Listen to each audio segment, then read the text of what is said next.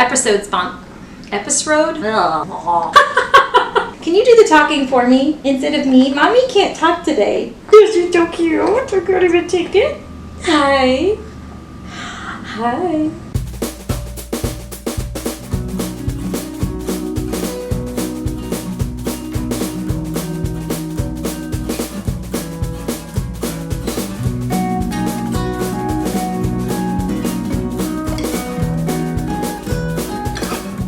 Nicole Caruso, so excited to have you on Called and Caffeinated. Cheers. Thank Welcome. you. I know. Cheers. What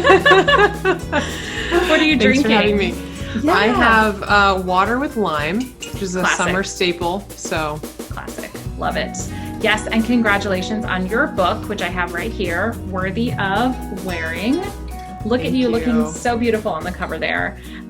This is a book that I literally keep it on my coffee table. A coffee table book. Yes. And it's so like thick and full of beautiful pictures. I just pick it up and peruse a couple pages when I have a little bit of time. So I just want to congratulate you on a beautiful, beautiful work. Well done. How does it feel to be an author? thank you. It is so surreal. It still is, especially when I, go to a book signing and someone's handing me my book that they purchased. It is a crazy feeling. Yes. I can only imagine. That sounds amazing. Yeah. So what calls have you received from God in your life so far? And what has receiving those calls looked and felt like for you? I think the first call was to return to my faith when I was 16. It was one of those moments of a crossroads where I could really see this lure of the world, and already having a lot of creative interests. It seemed like in order to be successful in those, I had to walk a certain way. And then actually through the direction of a nun at this church we had just moved to, because we had moved towns, and she heard that I had already been confirmed, but she said to my mom, you know what? I want Nicole to go on this confirmation retreat. She'll make some friends. And it was that confirmation retreat that literally changed my entire life. And made me desire a relationship with Christ, made me want to start practicing my Catholic faith that I really didn't understand. Religious ed classes were like coloring pages for me. So I had no idea what the beauty of the church was, the beauty of the faith. So that was probably the biggest one. And then I would say, in college, I feel like everyone kind of strays. I definitely had my moments there too, where I sort of strayed and had a very traumatic dating relationship that definitely was another callback. So there's just moments like that in my life where I look back and I'm like, okay, and that led to this, and that led to healing. And then I met my husband, and then I was called to marriage, so it's like these beautiful, beautiful moments that, were those crossroads points. And I had to really say, okay, am I going to choose what I want and my, vision, my very narrow vision, or am I going to choose what God wants? And can I release that to him?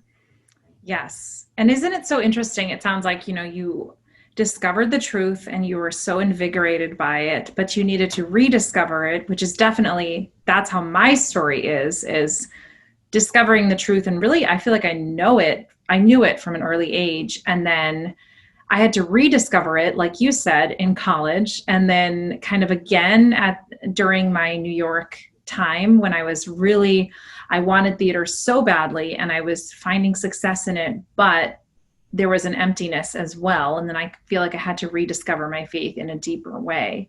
And isn't that interesting that like God still writes straight with crooked lines? That's a saying that I've heard before, that he can call you so many times and it's kind of the same basic truth, but you have to know it anew. Every time. I mean, I had a similar experience in New York too, where I just was going for the goal of like working in fashion and being a New York City fashion girl and really doing whatever it took. And I, was a hard worker. But it really, until I kind of saw the writing on the wall of like, look, you can either continue living this way or return to me again, give it all up again. I was like, okay, here we go. Like you said, rediscovering. So, I've been there. I understand that it's a hard thing in the moment because you feel like the floor just came out from under you and you're just free falling. And our Lord is like whispering in your ear, like, don't worry, I got this. Like, don't worry about the floor below you, you know? Yes. Yes. But it's like St. Peter, we worry that there's nothing under me to catch me. Yeah, that's actually a really great analogy, because I feel like that's the story of life. At least for me, is like God pulls the floor out from under you, and then you discover there's a new floor, and lo and behold, it's a better floor.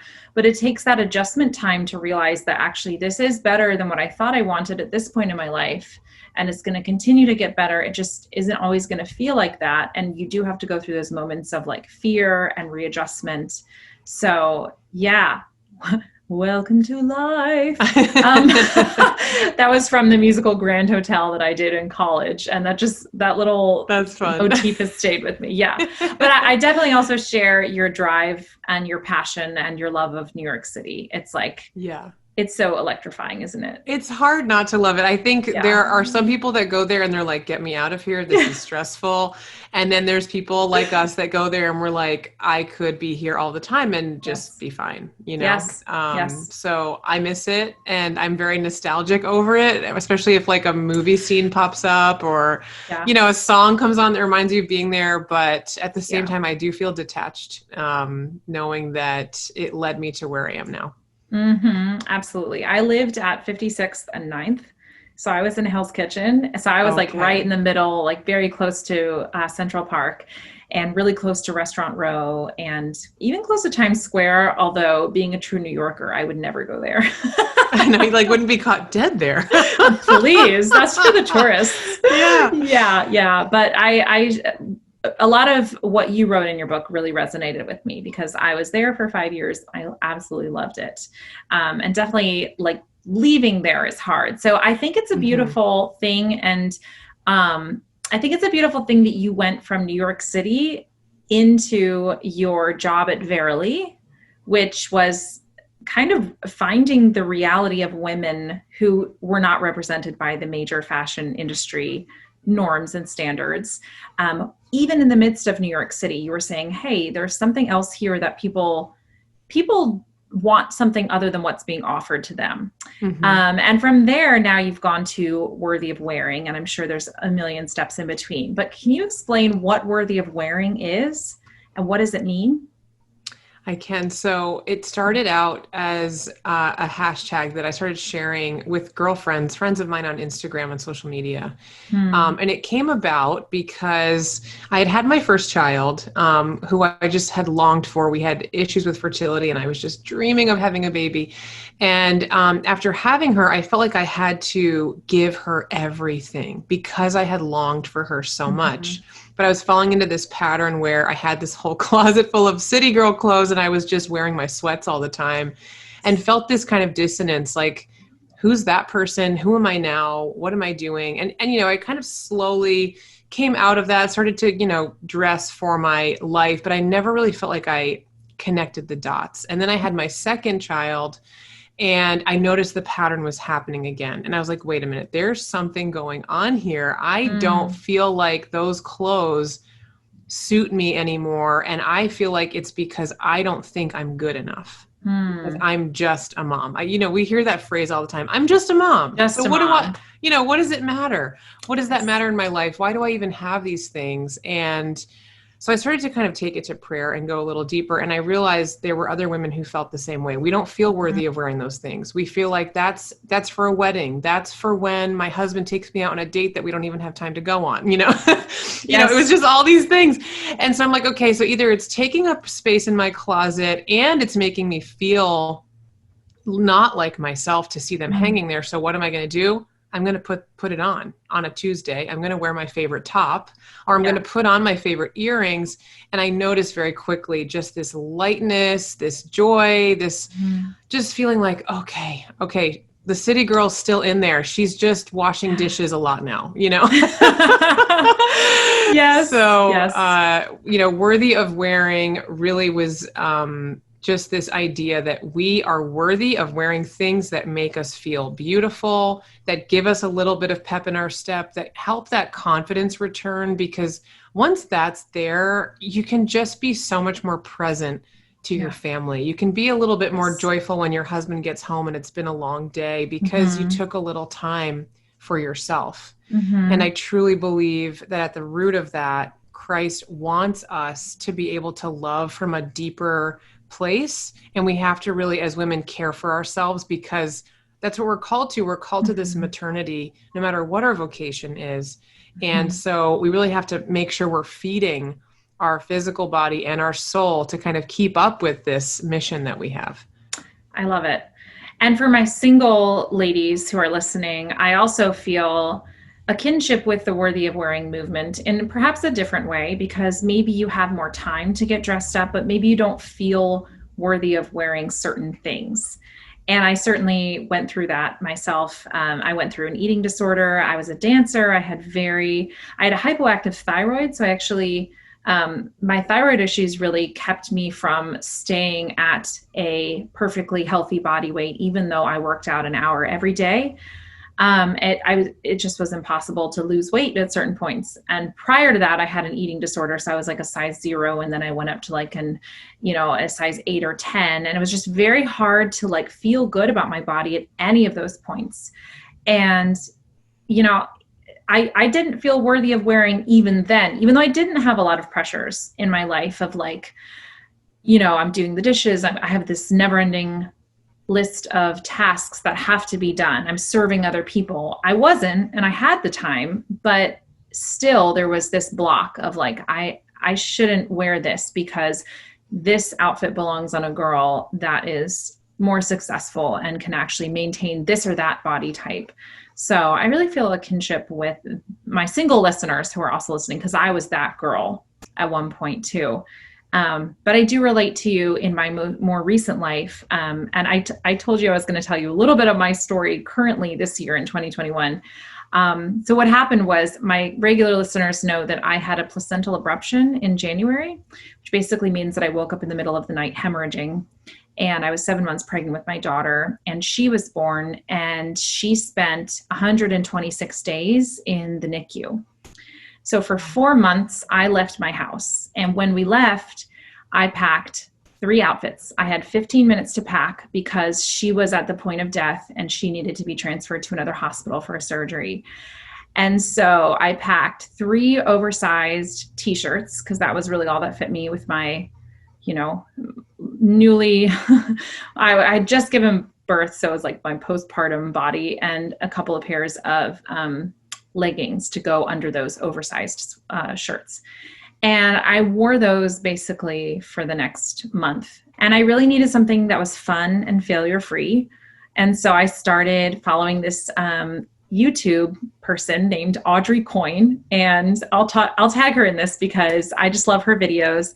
And I think that was maybe the first time where I found out that like your style, if you have a timeless style that isn't trendy, that's okay. That's still a style. Like, and also you don't have to wear things that are revealing in order to keep up with the style of the day. You can actually have this beautiful timeless style and still be completely relevant.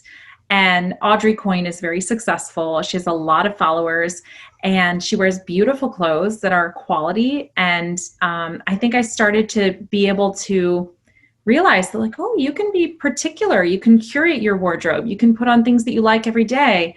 And so when I came home from the NICU, finally, at last, I got a copy of your book very quickly from Sophia Press, which was wonderful. And I was so excited to read it because I thought this is the perfect book for where I am right now. And sure enough, it was. And so I've just been reading it with such delight and such joy, because I kind of had that awakening that like, I am not lost. I am a special needs mom, but I am not unseen. I haven't disappeared. Like I feel like I'm not used up, and I told my husband a lot of days, like, I feel like there's nothing left of me. And that was so deep and so hard. And so finding your book and finding Audrey Coyne, and then since then I've been having a lot of fun with Pinterest and just really saying, you know what, this is something that gives me life. This is something that's fun. And for the first time in my life, I feel like discovering my personal style doesn't have to be something that is like loaded with expectations it's actually supposed to be fun, and it's actually supposed to be something that gives me life, and it is now. And I'm having fun with it, and I'm experimenting, and we're just doing what we're doing. We're upgrading to life as a young mom, which I finally am doing now that I never did before. But I just wanted to let you know that, because I thought, as an author, I'm sure you write this book, you put it out in the world, and you don't know where it's going to go. And it just happened to find me at exactly the right moment. And so I think now is a time that I really feel I am in need of feeling worthy of being seen, because that is so beautiful. I'll just throw my hair up in a bun, and I'm like, you know what? This is not my so-called mom bun, which is like slouchy and whatever. This is a sophisticated chic hairstyle that I'm doing in order, and it gives me time to read books to my children. And so that's what I'm doing, is I'm choosing this and I'm choosing this, instead of like, well, I don't have time for this because I'm a mom.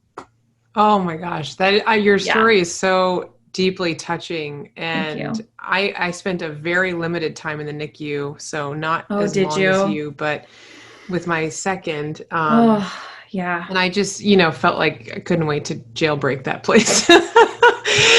So I understand that feeling of coming home and just relishing in your home. But I think how beautiful that at that moment when you were kind of ready to restart, that you had this, in front of you. So I just feel very humbled that I get to be part of that, even though I didn't know it. But I love the kind of how God was leading you. Like you started with the videos, and then it kind of led you here, and now you're, you look beautiful as I'm looking at you. I know I don't know if everyone else can see you as we're doing this, but they will.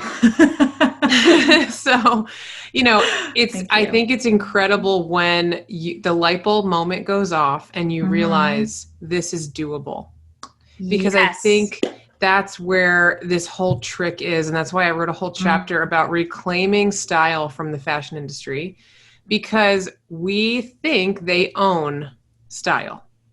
And we forget that this is, God is the author of life. He's the author of beauty, and he created beauty, and his vision of beauty is so much more grand and all encompassing than this. What's trending? What's the pulse? What's the heartbeat? Yes. What's in the season? What do I have to rush out and buy in order to be up with the trends? Which is kind of how I felt about it. And nothing could be farther from the truth. It does not have to be like that. Yeah. No, it can be an intentional kind of uncovering, peeling back the layers of the onion. Like, okay, this color sort of speaks to me. Or I love, I've seen women wear, like, I love how you have a scarf on right now. I love that, and it's like, that's so elegant and timeless, and you can work it in with maybe a trend, but at the core, you're wearing things that you can wear all the time. And I think that's where the ease of it comes. I think that's where the money savings comes. And then you really just have this focus of like, I know what works for me and I know what doesn't. And there's just so much freedom in that. We interrupt this podcast very quickly so that Princess Nora and I can bring you today's sponsor messages. Oh, bless you. Today's episode is sponsored by Choose Life Rosaries, and we have one right here. Do you want to tell the people what you like about it? It's a silicone teething rosary, and it's pretty awesome. Nora really loves it. Hi. Yes. Do you want to tell the people where they can buy them? It's chooselife.com. I will put the link in the show notes, and then you can get 10% off with the code caffeinated10. And it's such a great investment for your family. I absolutely love using this rosary when we all pray together as a family, because Nora gets to participate in her own little way. They're all made in the USA by Catholic wives and mothers who are living out their vocations, and this is what they do to support their families partially. So it's an awesome way to support fellow Catholics, and the quality is really beautiful. Our other sponsor of today's episode is Catholic Match. Catholic Match is such a wonderful tool for Catholics to meet each other.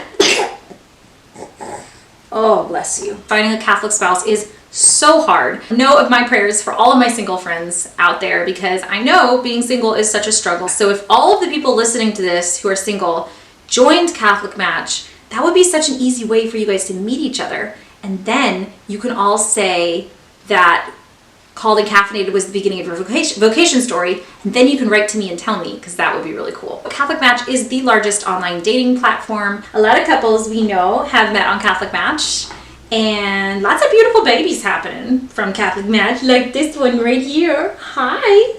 Hi, little sweetums. You're so pretty. Yes, she knows it too. We're probably going to end up doing an arranged marriage for Nora, actually. If you don't have an arranged marriage, you should check out Catholic Match, and you can get started for free with a free profile by going to catholicmatch.com/calledandcaffeinated. Let's get back to the episode. Oh! Yes, so true. And I think I always thought that fashion or style had to be this thing that was, it takes me an hour to get ready in the morning. And I'm like, well, I don't have an hour, so I'm not going to do anything.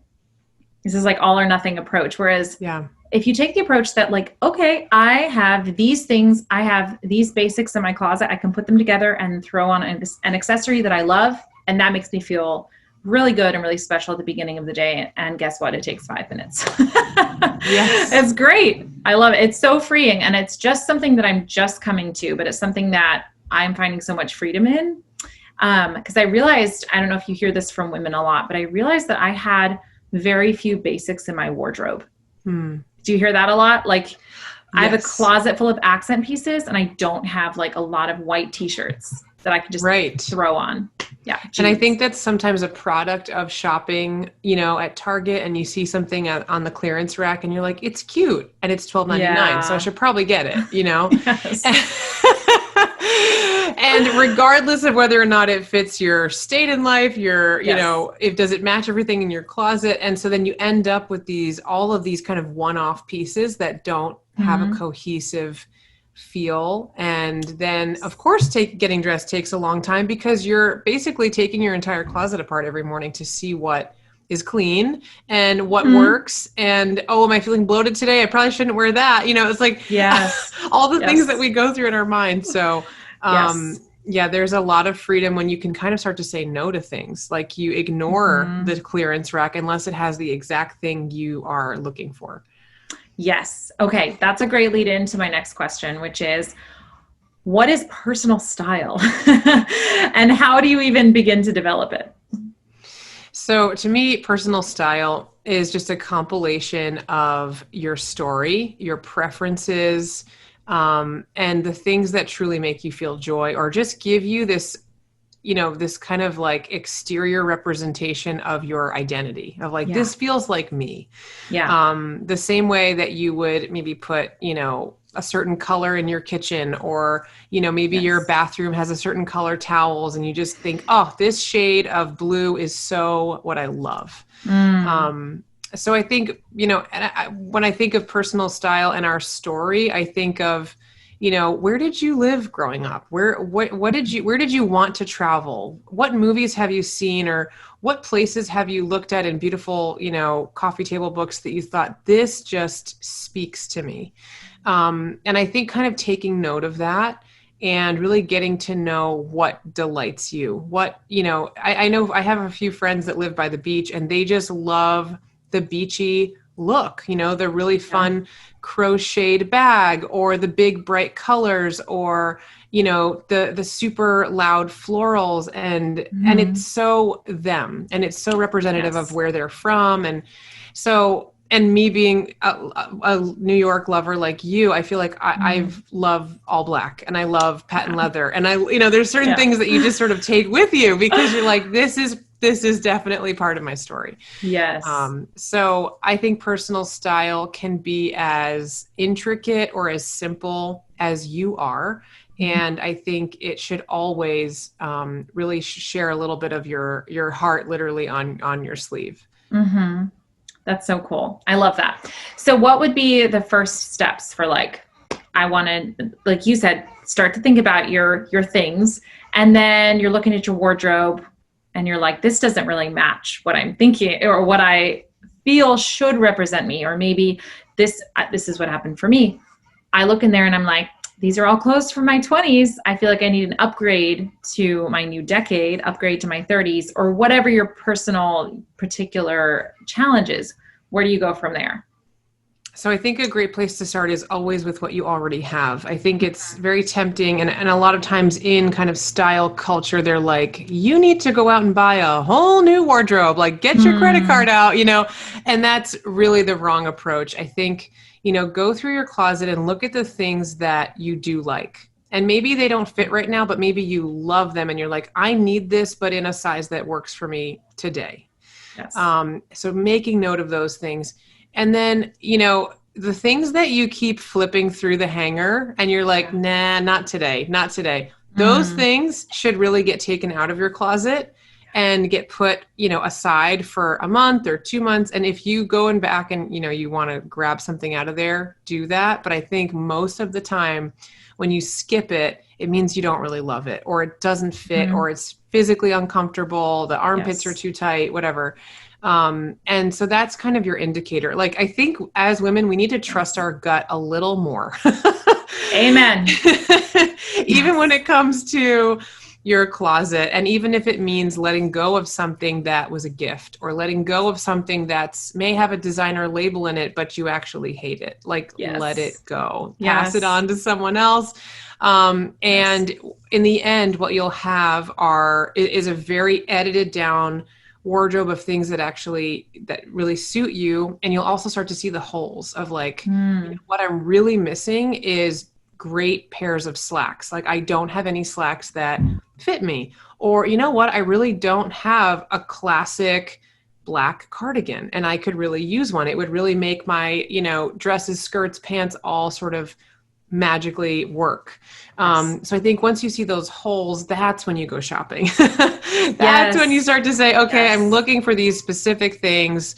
Or maybe I've just had my eye on a red pair of flats for so long and it's time, I'm going to start looking for them. And that makes your shopping habit much more intentional, and you'll actually save money in the long run. I love it. That's so great. Yeah, I definitely did that. When I came home from NICU land, I looked in my closet. First of all my maternity clothes were still in there. And so I just took them all out.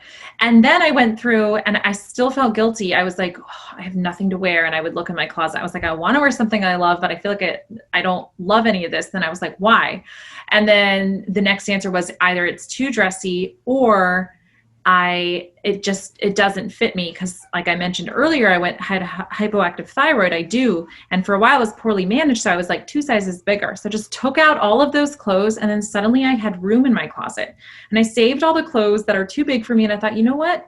I love these clothes, but if I ever get back to that size, I will wear them. And eventually if I don't, I will give them away. And it's been so freeing to just have this empty space and be like, okay, I don't need to guilt myself that I have all of these clothes and I don't wear them. So yeah, I totally agree with you. Another thing that I love to do, I've never seen anybody recommend this before, but I love going to thrift stores, because I don't quite have the confidence to invest in like a designer piece, or even if not even designer, even shopping full price at Kohl's gives me anxiety. Same. To be honest with you. Yeah. Okay, good. I'm not alone. I mean, I'm one of 8 kids, and I grew up with all these hand-me-downs. And so like buying full price at Kohl's, I'm like, like, I can't believe I'm doing this. Even with a gift card, I literally am just like, like drawing deep breaths. So I go to the thrift store, and then if you get 10 pieces for $3 and you can try them on at home and really test drive them, and it's not like you're investing in fast fashion. You're usually investing in some charity that's actually very worthy. We have one here called Blue Ridge Hospice Thrift Shop, and it contributes to a hospice charity, which is beautiful. So I don't feel bad if 5 of those 10 pieces don't really work in the long run. I'll just donate them back, and I've only lost $15, and I still have 5 pieces for $15. So I really love that method of going about it. And it's hit or miss. If you don't have good thrift stores in your area, you may get a lot more hit or miss than hit, but I've had good success with that so far. So yeah, I love thrift store shopping. Actually, that was one of my favorite things to do when I lived in the city. I lived by a Housing Works and a Goodwill. I was on the Upper East Side on East 90th Street and between 1st and 2nd Avenue. So the Housing Works there on the corner was my go-to. And it was just so much fun to find things that were maybe a little bit different too, and that like Yeah. fit like a glove, and you're like, Yeah. oh my gosh, I'm wearing something that fits somebody else like a glove. This is so crazy. Or, It is. or it's really special and it is a designer piece and you're getting it for $25, and Yes. so the thrill Yes. of the hunt is so much fun. And I think that's why personal style is so different than fashion, because to me, fashion is an industry. It's a business. Yeah. And personal style is very much a compilation of, things that you find, things that you incorporate that nobody else would combine. Mm-hmm. Yeah. I love that so much. And there's pictures in your book of all these beautiful different styles on all these different women, all these different body types, and they all look fabulous, which I love. So one of the chapters in your book is called The Modern Integrated Catholic Woman. So it kind of like what you were saying a moment ago, it really rings true to me that there should be this middle way, not this fast fashion where we're all going out and buying a new wardrobe every season or every week. And versus kind of this sometimes warped and misguided and misconstrued Catholic mentality, which isn't really a Catholic mentality, but it's maybe more prevalent in the Catholic world, that you should just let yourself go entirely because that's humility. So there's got to be this middle way. So I think that your chapter in your book called The Modern Integrated Catholic Woman really fits that well. So can you explain that? Yes. I never felt like I fit into my fashion friends group entirely because the morality was just not the same there. And then in my with my friends that were Catholic, I always felt so extra. I felt like I always showed up overdressed. I always showed up, and people were like, did you just come from somewhere? And I'm like, no, why? Just living my life. This is just what I wore, Yeah. And so, and I have a love of like sneakers and jeans and t-shirt. Like I love basics, but at the same time, dressing up is also fun and joyful. So I was just watching these kind of two camps that I was in and just seeing that the intersection was so small. And I just kept thinking, why is this? We are living in the world and not of the world. And yet there's this idea that it's vain to paint your nails. It's vain to have like personal hygiene, or even just to wear something that might be like a bright color even. Because you're then, in the eyes of kind of this mentality, like drawing attention to yourself, and you look frivolous and you look like materialistic and all of these things. And I knew that it was coming from a different place in my heart where it was bringing me joy. It was helping me be approachable and relevant to my peers, especially the ones who weren't Catholic. And I just thought like, there has to be something to this. And so through my own lived experience, working in fashion, not working in fashion, and growing in my faith, going to retreats and things like this, I just thought like, there are other women like me who are as puzzled by this gray area. And I feel like we need to talk about it. Let's talk about it. Let's talk about how it's beautiful to dress up and go to confession with your girlfriends and then go out after. I actually share a story which you read about meeting these young women in New York who invited me to their gospel reflection group. And it was just like, these women were all drop dead gorgeous, dressed to the nines, and here we are all going to confession, doing like a gospel reflection, and then going out for cheeseburgers afterwards. And you're just like, what? So this is what it means to be integrated, and that word integrated is important because I want us to also know that, yes, the lore of this world is there. Yes, there are things that can take our soul, can be a vice for us. They can pull us into vanity and materialism. We have to be responsible for that. We have to make sure that our heart is in the right place. We have the purity of intention, and that we're doing it to fulfill a purpose, like getting up, getting dressed, rather than doing it to be noticed, to be liked, to be promoted, to be, all these things that, it's like the opposite of the litany of humility. So, yeah. But I think I just wanted to call to attention that all of us are called to different walks of life within the church. So some of us have a devotion to the Divine Mercy Chaplet. Some of us feel so close to our Lord when we are veiling in Mass.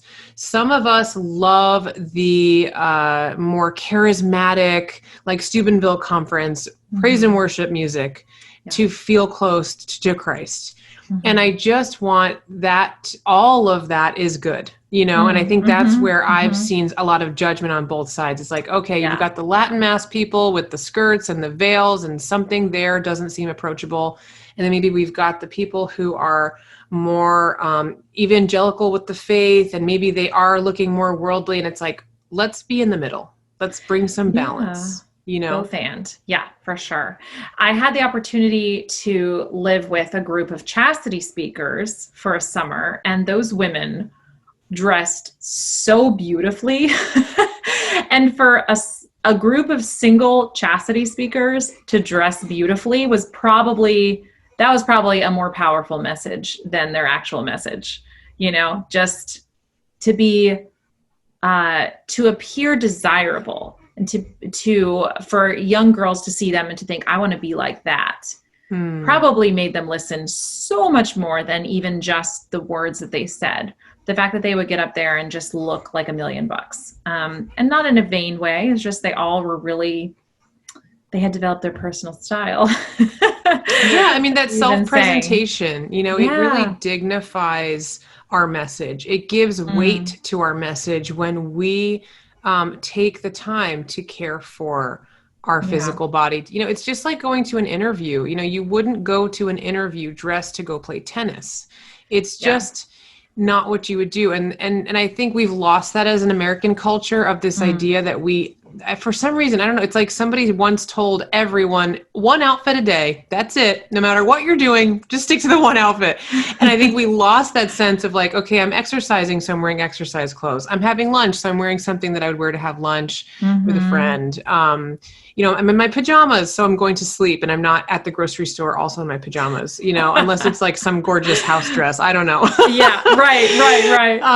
Yes. But I think, we can get back to that. We can dignify those contexts that we're in. We can dignify our work and our physical body in a way that really is like a mirror back to the Creator. We can show people like, God made me, and I am so grateful every new day that I wake up. And therefore, my why is that I'm taking care of myself. I love that. I love that so much. And not to make it a thing that takes an hour every day. Right. But something that's actually doable for your lifestyle. Tangible, doable, and yes, can be done in 5 minutes or less, preferably, especially when you have a lot of little people.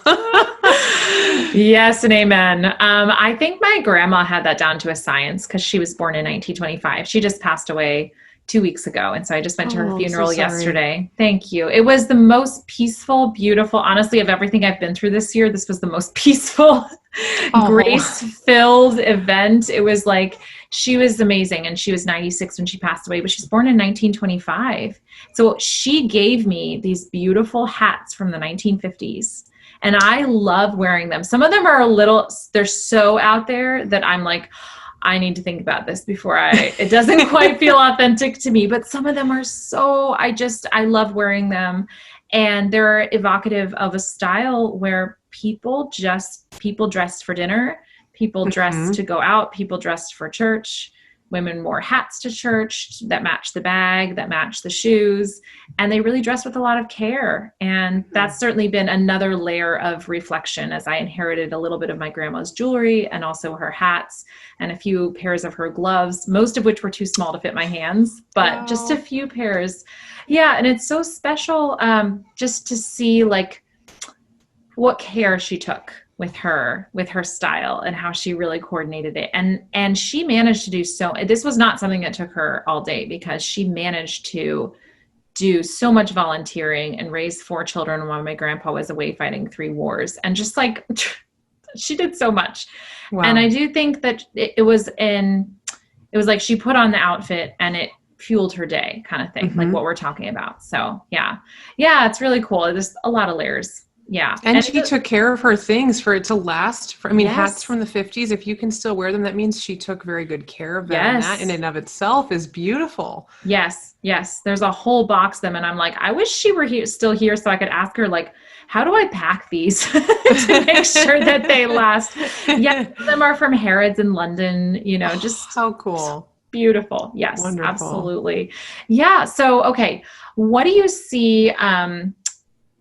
What do you see as worthy of wearing? Like, what effects is it having on women? What kind of feedback do you get? Because I imagine it really helps address a whole host of self-image issues, which are so prevalent in our culture. So what are you seeing? Gosh, I get so emotional when people share their stories to me. I don't think they know that. I think they think I'm just like, oh, that's so nice. I'm not sure. But when someone takes the time to write me and tell me, look, this was my life before and this is my life now. And that is, it's like, okay, Lord, this is you. This is you working in this woman's life. And some of the things that I've heard that have just deeply touched me, one in particular, I don't think I'll ever forget, is that there was a woman who was really struggling postpartum. She was having a lot of negative thoughts about harming herself and started just the simple act of like getting up, getting dressed. And she said doing that over time gave her the courage to reach out to her husband and tell him what was going on in her life. And I just I think about that and I'm like, she saw the value in her life from just taking care of her body. And what a grace that her husband could hear that and help her through that. Yeah. And just other stories where someone said, I finally dumped this guy that has just been a leech on my life for like 3 years.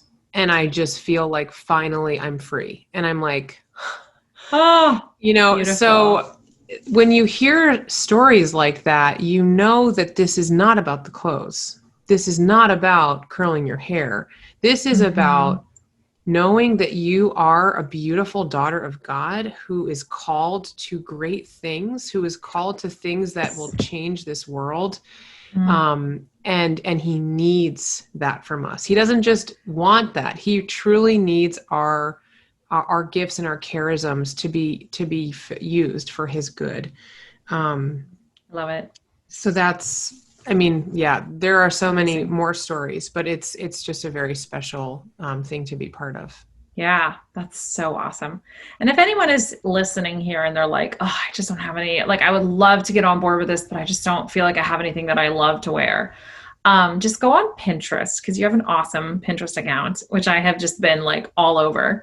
And just go on Pinterest, start with worthy of wearing and just find your 3 like top styles. But honestly, I've kind of been drawing from all of them. You have like different categorizations. So like beachy or gamine or European chic, or I can't even remember the rest of them right now. Demure was one of them. Southern Belle was one of them. So if you feel like you identify with these different styles, and you can just start your own Pinterest board, and that has been amazing, like very, very doable. And I am honestly I'm not a Pinterester for fashion typically, but this has made me one because I was always kind of intimidated for getting started. So highly recommend. Yes. Oh, I'm so glad. I wanted people to have language behind what they love. Yes. Because once you know that, then you can type that into a retailer, a Google search engine, whatever, Pinterest. Yes. And start to have this whole vision for what you love. And then you can start to sort of copycat things and say, oh, wait, I have that jacket. So all I need to do is find the skirt to match. And then that's it, so. Right. That's the look. It's easier. Yes. Yeah, I love that so much. And it's, I think I'm in this interesting transition phase where now I'm getting a little more particular about what I want to buy, because I'm like, I want this green velvet jacket tailored this way, not this way. And then I'm like, okay, I'm going to have to invest some money in this. And I'm like, you know what? Christmas is coming up in 6 months. My birthday is coming up in, 11 months. That's what's going to happen. And that's good, because then you save for things you really want. Yeah. And then once you have those things, you really know you wanted them, and you know they're going to go with this, and this in your wardrobe. You don't have to worry about it. So I'm getting to that point now, which is kind of cool. That's like a new phase for me. But yeah, I love just this conversation. This is great. And it's so fun too. Like, that's the other thing, is like, there's nobody who's going to look at you walking down the street and be like, that is not authentic to your personal style. Yeah, exactly.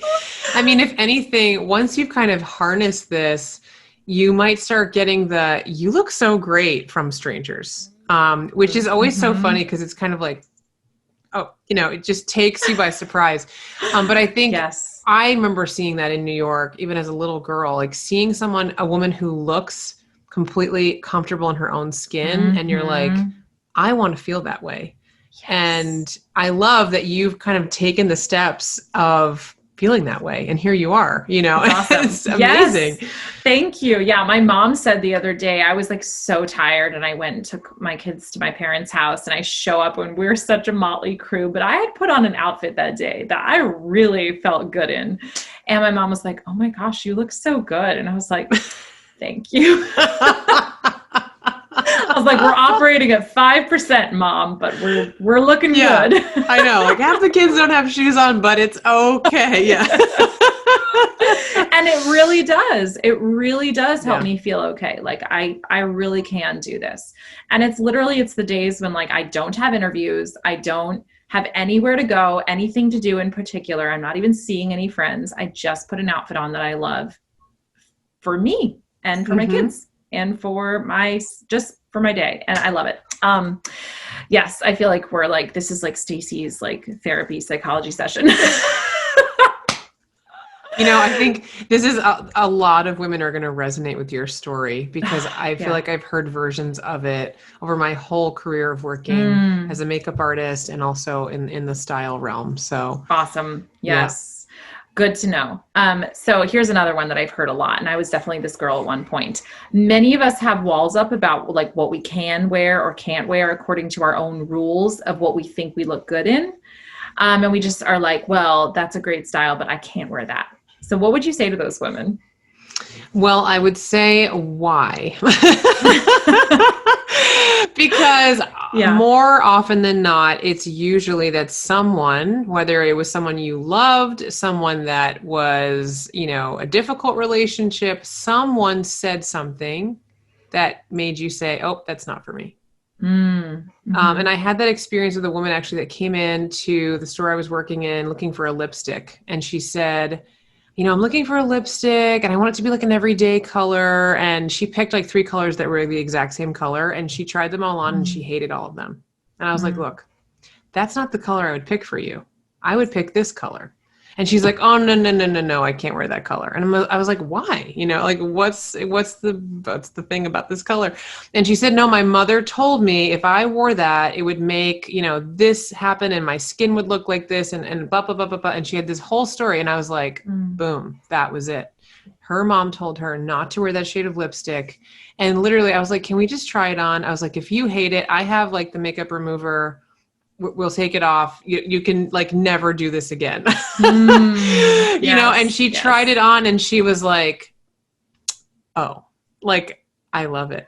And I could just see this, like, it was like the Stacey Clinton moment of what not to wear. Like you see people and they just this kind of lightness and they start to sit up taller. Mm-hmm. And she was just like, I can't believe I've never tried this before. And I was like, that's what we need to do. So ladies, if you're listening, or husbands, if you're listening and you're just like trying to encourage your wife, or if you're just feeling like so stuck and you're like, this isn't for me, kind of harness that like childlike joy and say, I'm going to give it a try. If it's a total flop, we don't have to do it again.